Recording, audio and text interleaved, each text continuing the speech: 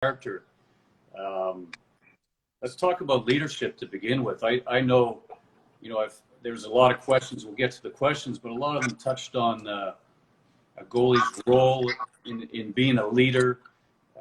I'll tell you an example, an experience I had when I was in 1999, when I first joined the Calgary Flames as their goalie coach.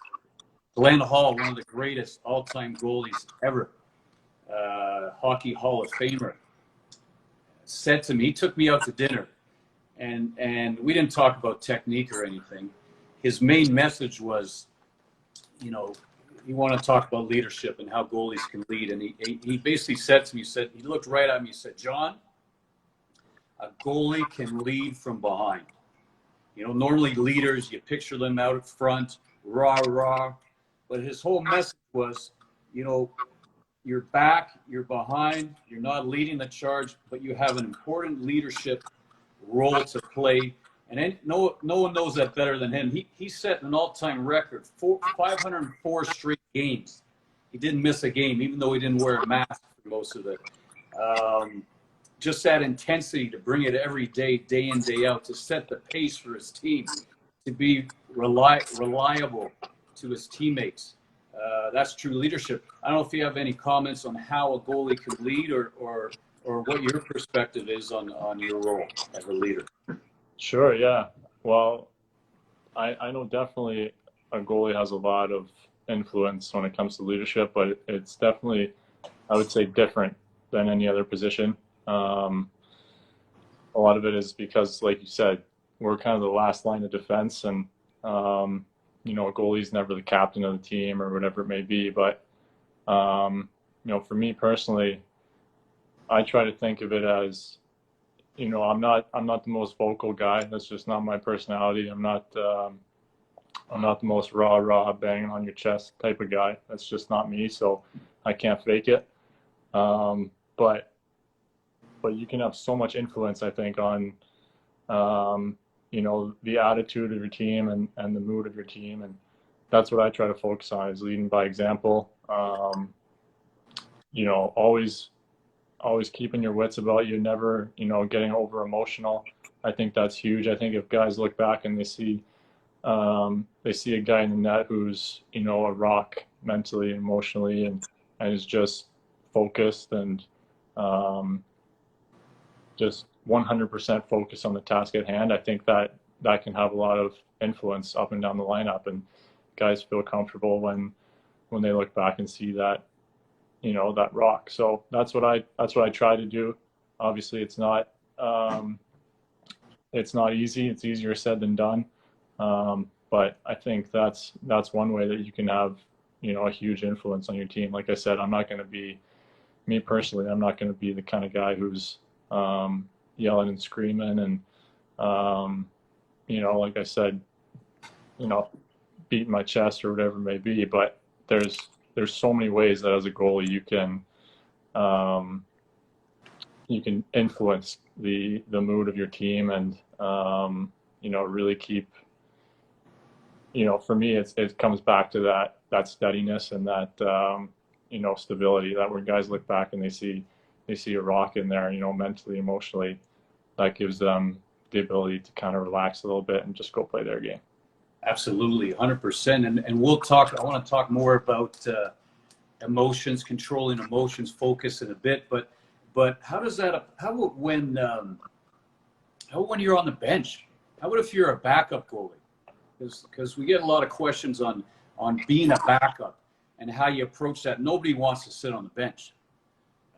You're one of the most competitive guys I know. I know you don't want to sit on the bench. I know that Fleury, when didn't want to sit on the bench either when he backed you up when you first came on the scene. So, but he was so supportive and such a good teammate. What approach should young goalies take, even though they're upset that they're not being played? How should they approach that? Yeah, well, I will say it's difficult. It's very difficult sometimes. Like you said, we're all competitive. That's why we got into this, and we all want to be a difference maker, and I fit into that category 100%. I want to be on the ice every single game. But obviously that's just not the case, and that's never going to happen. So, my advice would be to look at it in as positive of a way as you can. Just realize that you're going to get your opportunity, and rather than maybe looking at it negatively and saying, oh, I should be playing, or complaining doesn't get you anywhere. Don't make excuses. Just try to figure out a way to get in there, and that's by taking advantage of your opportunity when you do get in there, and when you're in practice, play it like it's a game. And don't get me wrong, I know it's tough, especially as a younger kid. I had that feeling a lot, growing up 13, 14, 15 years old. It's no fun, and obviously there's only one net, so that's just the nature of the goaltending position. Sometimes you're going to be on the bench, for a whole game, and you got to, I think, just take advantage of your opportunities when you do get on the ice. And if you're not in there, make sure you keep a positive attitude, because that rubs off on your team as well. And like I said, even use it as motivation. Practice harder, improve your game, and just do whatever you can so that when you do get that opportunity, you're ready for it, and hopefully you continue to get more opportunities. I like that. Use it as motivation. That's something I've always brought up. Don't make excuses. A lot of times I get excuses when guys aren't playing, or girls, when goalies are backing up, they're not playing as much as they want. We get excuses. I hear them a lot. Sometimes they're valid. A lot of times it has to do with politics. Maybe the other goalie's favored because the father is the coach. That happens. Sure. But my approach to that is control what you can control. Yeah. And you can always control how you practice. You can always control how you encourage your teammates. You can always control the extra things you do away from the rink, in terms of working out, eating healthy, getting your rest, taking extra goalie lessons. And if you control what you can control and you keep improving, you're going to get in the net at some point, and that's going to help contribute to you playing well. And when you play well, Matt, I'm sure you agree with me, when you play well, teams want you to play, coaches want you to play. If not one coach, another guy's going to want you to play for them. So that to me is try not to make excuses, even though sometimes it may be valid, and work even harder. Use it as motivation. Yeah, no, I would agree with that 100%. I think, if you handle it the right way, it can be really beneficial. Don't get me wrong, I know it's hard. I've had my moments where maybe I start making excuses or whatever it may be, but it's important to try to catch yourself when you see that happening, and just say, hey, we're lucky. You're lucky to be playing the game that you love. Especially for me, I feel endlessly lucky to be able to, make a job and make a living out of it. So, but even as a kid, you're lucky to be playing the game that you love, and, working to improve yourself. So there's always two ways you can look at anything, right? You can look at it positive or negative, and it's which side that you feed is going to be the side that prevails in the end. So do your best to try to feed that positive side. That's good. And talking and speaking about when you go through times like being on the bench, times that aren't so exciting, so fantastic, times when you struggle. Even you've had a lot of success, but I've known you a long time, and maybe your first few years in the OHL, you struggled a bit, and then as a 19-year-old, you just you're on fire. I mean, you just tore it up, and then there's been ups and downs, even in your NHL career. You've won 2 cups in a row, and then you've had periods where you've gone through slumps, and then the ups and downs. So how do you deal? What's your advice? What's your advice when you're going through tough times? Like, how do you stick with it and like I said, I've seen you struggle, and then you've risen to the top of the game and actually won Stanley Cups. So what's your secret? What's your advice? How do you deal with those times when things aren't going your way and you feel pretty bad about it? Yeah, I don't think there's no secret. There's no, one way or another to truly deal with it. It's different for everybody, I think. So I can just speak for myself personally, I guess. I mean, first of all, I would say that ups and downs are just a fact. They're just a fact of life. They're a fact of hockey. You're gonna have both. You know what I mean? It's just goaltending is a tough position at the end of the day. You're never gonna be perfect. You're never gonna get a shutout every game. You're gonna have good seasons. You're gonna have mediocre seasons. You might have bad seasons. That's just the nature of the beast, I think. So I think looking at it that way, you can kind of separate yourself from it a little bit, and maybe it takes the pressure off a little bit. And you just always want to have that same goal every day when you come to the rink, and that's just to get a little bit better than you were. You want to be better when you leave the rink that day than you were when you got there. And if you do that over a long period of time, that'll compound, and that'll add up to to results. But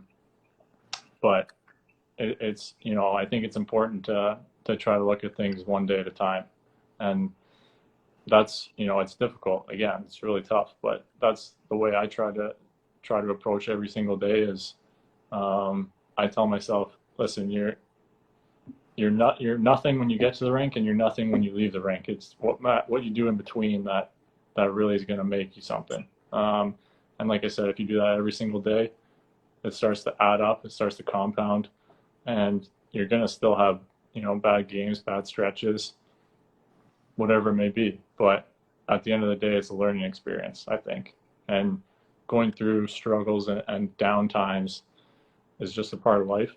And for one, it makes you appreciate the good times, and it teaches you a lot of lessons as well. So that's what I would say, is just accept it. Don't don't think you need to be perfect every single day, because nobody's perfect every day. Just realize that it's what you do between the time you get to the rink and the time you leave the rink that's really gonna add up. I like that, a clean slate when you get to the rink. What you did yesterday, Doesn't matter. inconsequential. Yeah. All that matters is what you're doing today, and that's great. It's one of my I had years ago. I created 20 rules to goaltending success that I gave to one of my players who I felt was struggling. And one of the rules was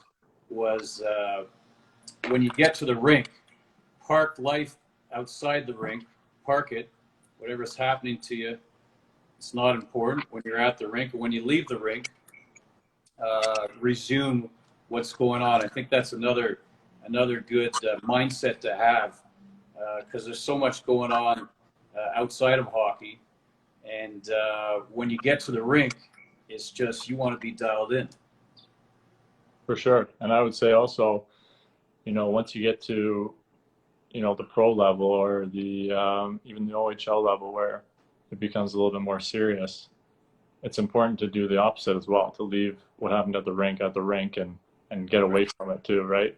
Because if you're worrying about a bad game for, the whole next day while you're at home, that's not beneficial for anybody. You know what I mean? So I think it's important, both ways. Like you said, when you get to the rink, it's all about improving, practicing, working out, getting stronger, or the game, whatever it may be. And then as soon as you leave the rink, you park that, where it needs to be, and then you go about your life, because there is more to life than hockey. I think that's a big thing too. You never want to be too invested.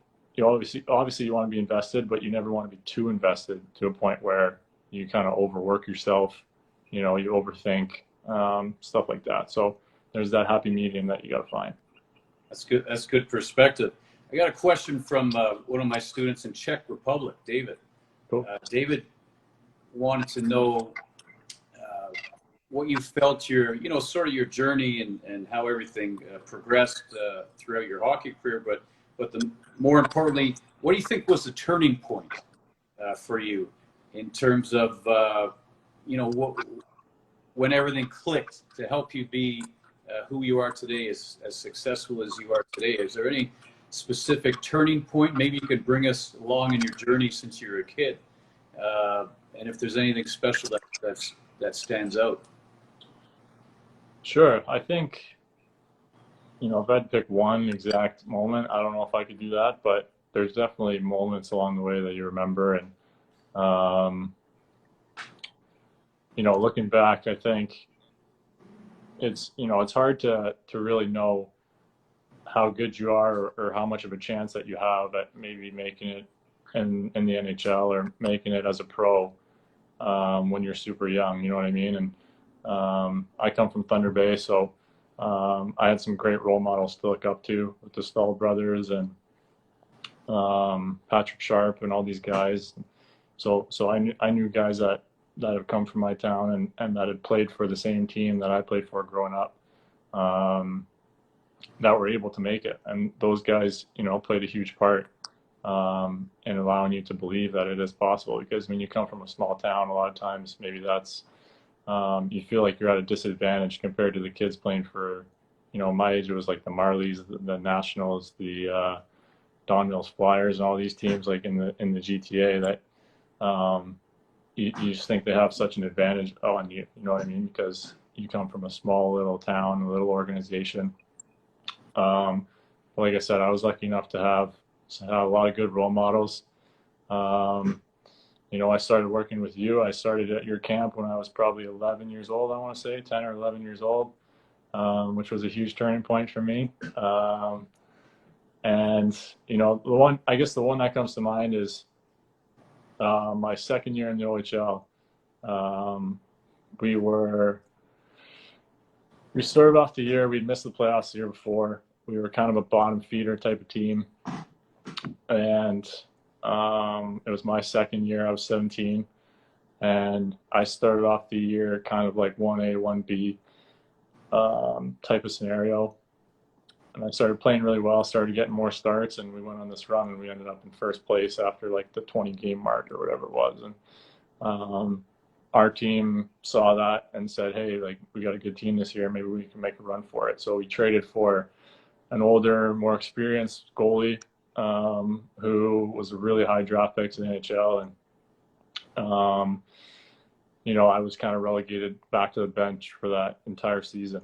And at first I was kind of feeling sorry for myself, I think. And like, I was playing so well, like, how could they do this? I was 17, so I was probably a little bit over dramatic at the time, but I was just looking at it the wrong way. And then I just remember deciding, like, hey, like, that stuff's going to happen. That was out of my control. There was nothing I could do about it. So I started just competing even harder, playing with that, that extra fire in me, I guess, and realizing that could happen at any time, and that's out of my control. So what I need to do is focus on what I can control, and that's my work ethic. How hard I compete, how hard I work, how well I take care of my body, and the rest will kind of fall into place. So I think that's the point where I kind of started taking things into my own hands a little bit more, and started to at least not feel sorry for myself the way I did, that first little bit after that trade happened. And that was a huge learning experience for me, and something that I needed to learn at the time, and something I, obviously keep with me to this day. I still remember it. So yeah, I would say that was a big one for me. So instead of folding, instead of feeling sorry for yourself, you worked even harder. Used it as motivation, and realized you needed to be better. I love that. Yeah, I just kind of said, give them. You got to leave no room for doubt. You know what I mean? Like, I was playing super well. I was like top of the league at that 20 game mark or whatever it was, and it still happened. I still got relegated to the bench. So you gotta that was out of my control. And what I said after that was, okay, I got to leave no doubt that I should be in the net. And that's when I kind of started just working harder and letting all the bullshit kind of fall off to the side. I love that. I love that. No excuses. That's something, you know, I always emphasize is you come to the rink every day and bring that intensity in practice. You know, you try and stop every shot you can, and you know, you compete. You do that all the time, and if you do the same thing off the ice, you take care of yourself. You work out. You do the extra stuff to get better. You know, that's how you control your future, and that is the only thing that'll defeat, you know, things like politics. If you work on your game, you will succeed. I totally believe in that. And actually, as far as let's talk about off the ice. I want to chat. One thing I want to bring up was school. I've known you throughout high school, and I know that schooling was really important to you. You always kept up your schooling, even though in junior a lot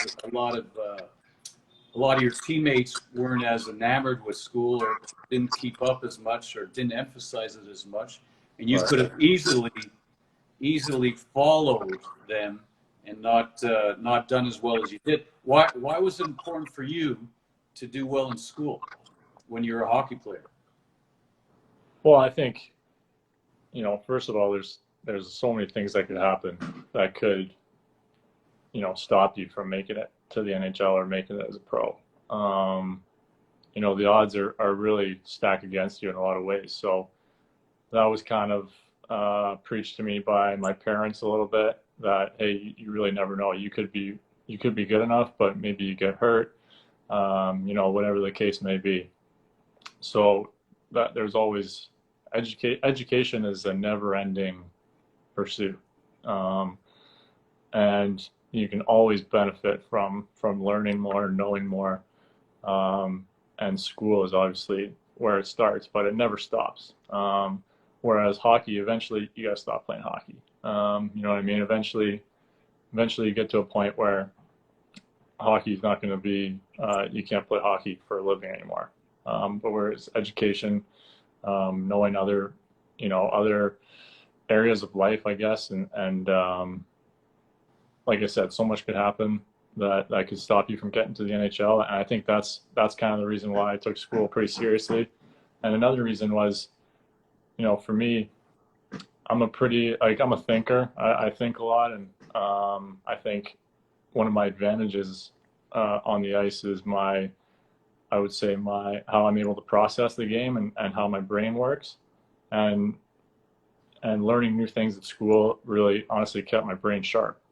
So it kind of had, you know, you're learning stuff for the future, but at the same time you're keeping your brain sharp for hockey, and there's definitely some benefit to that. I know I'm a pretty cerebral player. Like, a big part of my game is reading the play and seeing the play develop, and that's, you know, that's a mental thing, and that's something you can develop. And I think for me, I just enjoyed keeping my brain active. It gave me something to do. It made me feel like I was bettering myself. You know, in the OHL, they don't force you, at least when I played, they didn't force you to take anything after high school. So as long as you got your high school diploma, you're good. You could just come to the rink. And like the OHL schedule is pretty similar to a pro schedule where you're practicing every day. But I had, you know, all day from the morning until I think we practiced at like 3:30 or something like that, once the high school kids got out of school. So you got all that time, you might as well do something progressive with it. And a lot of my teammates were just like playing video games all day and stuff like that, and that just wasn't for me. I just like to keep my brain active, I guess, as much as I can. So my options were limited, but I think in total I got like 14 credits from Algoma University in Sault Ste. Marie. So I passed 14 classes, which is about all I could do. I would take one class every day from like 10 to noon type of thing, for, I guess, 2 semesters for 3 years. So I got a decent amount of credits. I don't have a college degree or anything like that, but for me, it was invaluable just to keep my mind busy, keep myself sharp, and feel like I was learning and bettering myself. Well, I take two things out of that, and I hope some of the young goalies listening will take these. First, that education is important because making a living in hockey isn't guaranteed, and we all know how important having an education is in order to make a living.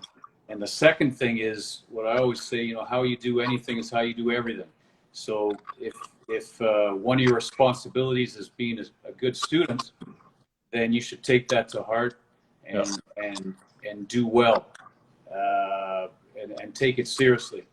And that applies to a lot of things outside of hockey. So that's I hope everybody listens. That's really important. I want to talk. You talked about being cerebral. I want to get onto that part of the game, and the mental side of the game, which is so important. My man Jacob in Toronto had a couple good questions for you in regards to that. What do you think about when you're getting ready for a game? Anything particular? How do you get ready, mentally for a game? You're saying like right before the game? Right before the game, I guess, in the dressing room, as you're getting changed, as you're going out. Right. So for me, it's, I can only speak to what I do, but for me, right before the game, it's more about clearing my mind than it is about thinking about the game. So when I'm away from the rink or when I'm away from competition, that's when I kind of do the heavy lifting in terms of thinking about the game and I guess how I can improve myself or what little things I can add. You know what I mean? Sometimes it's hard for me to turn it off. But I do I allow myself to think, do the heavy lifting when I'm away from the game, maybe in the off season, after a gym session or whatever it may be. Because when you get closer to game time, I think the goal is to clear your mind rather than to crowd it with thoughts. So for me anyways, doing the heavy lifting away from the rink allows me to control my thoughts and be able to kind of suppress them a little bit right before the game.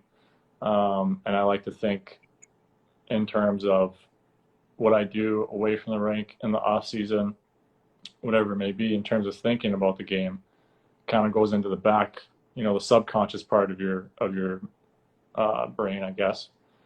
And then during a game, you can kind of live in the moment, in the present. And it's almost like I kind of tell myself like the off season is for the back part of your brain, and then during the season you're living in like the front part of your brain. You know what I mean? So you're just in the present. You're not thinking too much, honestly, because I think if you do the thinking when you're away from the game, it'll come to you naturally when the game starts. That's preparation. That's we always how I talk about preparation. If you're prepared, if you work hard, you're prepared, you think, you study. When it comes time to play, you're able to free your mind up and play a lot easier. Go ahead. Yeah, and it's just about, I think, letting yourself go, honestly, and clearing your mind, because you've already done the thinking prior to the game, so you don't have to think anymore. You just go out and play, and that's when I play my best. That's what I try to do. It can be difficult, but it takes a lot of discipline, honestly. It takes being able to control your mind, which is difficult, and it's never something that you master, but that's kind of how I work on it. And I just tell myself, I've done the heavy lifting in terms of thinking in the off season. Now I'm at the rink. Now I can just allow myself to play, and the subconscious will take over. And during a game, if you find yourself maybe thinking or being distracted, any tips on how to clear your mind and bring yourself back to the present? Anything special that you do, or you can advise a young goalie? Yeah, I think for me, it's just I try to use breathing, just focusing on something so simple as, focusing on the air coming in and out of your lungs. And, maybe it's, on a TV timeout or in between whistles. But you just put 100% of your focus into just taking one deep breath, and everything else kind of disappears. And that's a way to kind of center yourself. And, it's not, and you're not trying to fight off thoughts either. You know what I mean? Like it's a fine line. You don't want to say, oh, I'm thinking too much, and then you get in your own head. It's like, just allow yourself to play. Let thoughts come and go. And if you need to, recognize that you're thinking too much, and just take a deep breath and do your best to let go. And I think, a lot of times it's tough. It can be very difficult, but I think for me, that's when I play my best. So that's what I try to do. And how about after a goal? Is there initial feeling of being upset, maybe emotional? How do you deal with? What's your process after you get scored on? You have a process? Yeah. So you definitely allow yourself to feel like shit, honestly, for a second.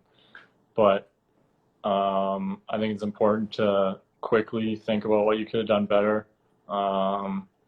Maybe in general terms, just say like, hey, what could I have done better there? And a lot of the times it's like, well, I could have been more patient. And then you can just put it in the back of your mind. And then now you let yourself play, and you will subconsciously be more patient. So it's important I think, to recognize what you could have done better, but very briefly. And then just get back to it. And if it happens again, right after, you do the exact same thing, because sometimes that happens. So yeah, I think it's good to have a routine after you get scored on. That can help center you too and calm you down, because it's something familiar. You know what your routine is, and you can rely on that to kind of calm you back down and center you. Center yourself is really important. Well, that explains why you always appear so poised, even in the Stanley Cup Finals. Very poised regardless of what happens. But we all know momentum. The ups and downs are crazy in hockey and in sports, and being able to stay in the present, clear in your mind, regardless of whether things are going well or things are going badly, are crucial, especially when the pressure's on, especially in something like the Stanley Cup Finals. So the poise is important. Now, how do you? You're a very poised goaltender. At the same time, you're alert and you're reactive. You're active. I always talk about being relaxed and intense. A combination of being relaxed and intense. If you try to relax too much, you get a little sleepy and you're not alert.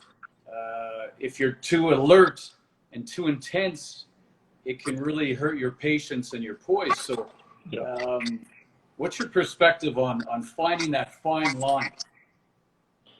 Yeah, again, it's something that is honestly quite difficult to find, and it's something that I think it's an ongoing search for that perfect middle ground.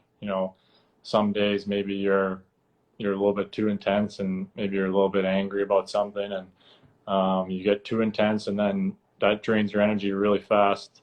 Like you said, you get jumpy. Maybe you bite on a fake that you wouldn't have if you were a little bit more relaxed.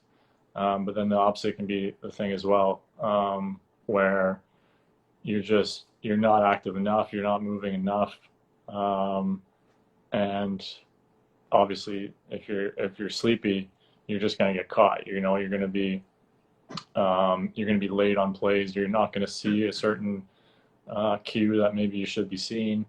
So yeah, it's difficult, and it's an ongoing, it's an everyday type of thing, and sometimes I think it's just about recognizing where you are on a particular day, or maybe having a good coach that can recognize where you are on a particular day, because sometimes you're so caught up in the moment, it's hard to see maybe where you're going wrong. So having a good coach there to point it out to you, I think, can be huge.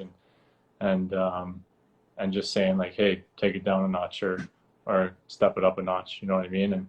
And having that trust in that coach, that you can, that he sees you and he knows exactly what you need.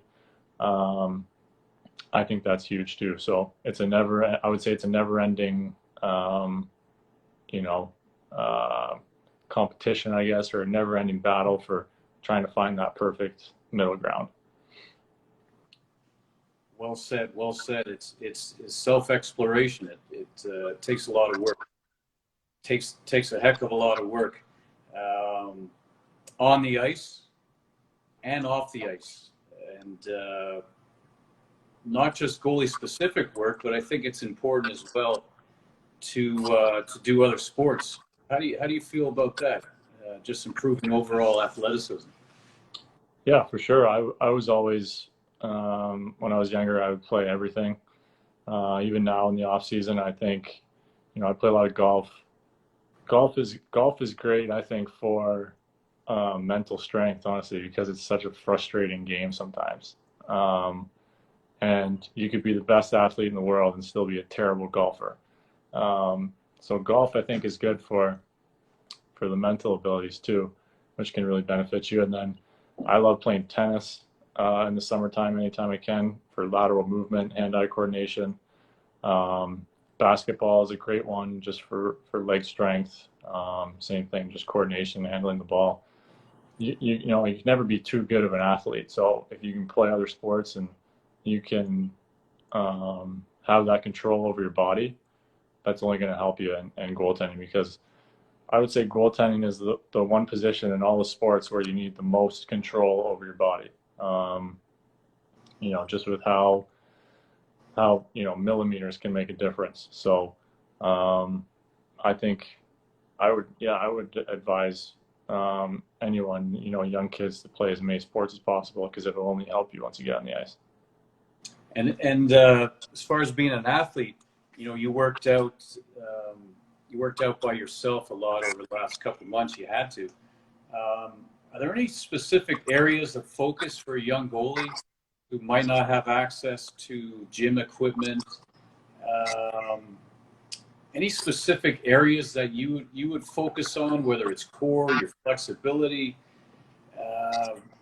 Any advice for working out at home? Yeah, I mean, yeah, like the older I get, and the more I get to work with, some of the best trainers in the world, quite honestly, when it comes to hockey. I've been very lucky that way. So, I learn more and more every year. And I would say for goaltenders, almost everything is, driven from your core. And I think if you have a strong core that allows your legs and your arms to be free for stopping pucks rather than, maintaining your balance or whatever it may be. Like if you can get to a point where your movements and your balance is all driven from your core, then you never have to use your arms and flail your arms around to maintain your balance. Your arms are just there to make saves. And if you're in the right position, then your arms will be there to, they're loose and they're quick, and you can make saves no problem. I think if your core is not as strong as it needs to be, then maybe that's when, you're flailing your arms around a little bit because you're off balance. And when you're using your arms for balance, you obviously can't use it to stop the puck. So I would say everything starts from the core. Core is huge, and how about a lot of kids tend to want to push heavy weight in order to get stronger. What's your perspective on that? I know that you and a lot of the guys, Mike Smith is another guy. He's not a huge bulky guy. Yeah. You're both fairly slender people, but you're strong. What do you have to say? It hurts me a lot of times, kids, when I see them lifting, they're doing heavy squats and their form is not great. Yeah. What do you have to say to them on that, on just size and bulk versus just being strong? Yeah, I think that's huge to, to decipher that. I think especially as a goalie, goalie strength is totally different than any other kind of strength that, say a defenseman or a forward or any other sport would need. Um, and I think being, for me, I've always liked being lighter. I've fluctuated a little bit over my career, but I've always been in and around the same weight, anywhere from from 182 to my heaviest is probably like 193 or something like that. But I always like being lighter. I just feel like in the long run, as goalies, I feel like your joints take such a beating. Um, so I think it's, the lighter, for me anyways, the lighter I can be, the more longevity I see. And it just helps your hips, it helps your knees, as long as you're strong, obviously, and at the same time. So goalie strength, you don't need a ton of weight. You need, to be able to move yourself around quickly and efficiently. And honestly, lifting heavy weights in the gym might be going backwards, because you could be damaging, your ligaments even more. And if you're not doing it properly, you're probably doing more harm than good. So I rarely do heavy weights, almost at all anymore. It's a lot of band work and Swiss ball work and medicine balls and stuff like that. So I'm sure as I get older, it'll just be, less and less heavy weights. And so I think it's important to, get what you're doing in the gym figured out, and make sure that you're not doing more harm than good. Yeah, that's good. Work smart. Yeah. Smart. Listen, before I let you go, let's talk about fundamentals. And growing up, you were always a very fundamentally sound goaltender. You really took pride in being technically sound. And explain to us how important that is, and then also if you could explain. At one point, I think maybe you got caught being too technical, and how that can hurt a goalie if you're too technical. So, and how to balance the creativity with the technique.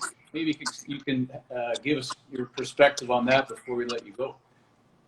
Sure, yeah. Again, I think it's about that balance, kind of like everything else. It's about finding that balance. I think being technically sound just makes the game easier. It simplifies everything. As you move up levels, your athleticism becomes kind of less and less of a difference maker. You can get away with being super athletic at a lower level of hockey because you're just faster, more athletic. You can get across, from anywhere. But as the level of play around you goes up, I think your athleticism becomes less and less impactful. So that's what I would say is, I always looked at it as being technically sound just simplified the game for me, put me in the right spots, and then you have to let your athleticism take over from there. But as you get to the NHL level, if you're just relying on your athleticism, you're going to get roasted, and if you're just relying on technicality, you're going to get roasted. So guys are just too good. So you have to have both. You have to be able to put yourself in the best position and simplify the game and make the game as easy as possible. But even then, with these guys that are shooting on you at this level, you got to be athletic, and you got to get outside your comfort zone, and you got to have both. So definitely when I was younger, I was probably a little bit too technical, and I probably got away with it because, the shooters around me weren't as good. And then, like I said, as you get up into higher levels and into the NHL, you just have to have both. I don't think you can't be just athletic, because again, guys will just roast you. And if you're just technical and you're just kind of staying there and hoping it hits you, that's not going to work either. So you definitely need both. That's a great answer. So to summarize everything, I'd say, first of all, prepare, right? Yeah. Be prepared. Everybody, you can see how I've known Matt a long time.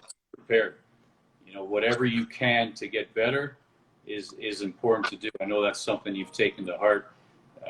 When you step on the ice, you clear your mind and you try and get better. When you're in the gym, you try and get better. You eat healthy. Uh, you know, you take your schooling responsibilities and other responsibilities seriously, so that when you get to the rink, when it comes time to game time, you feel like you're ready. When you feel you're prepared and you're ready, it's that much easier to clear your mind, which is something you mentioned. Just clearing your mind when you get out there, and just reacting, being free to react to the play. And when you do get distracted, uh, breathing will help. If you focus on your breathing, it'll help to center yourself, bring yourself back to the present.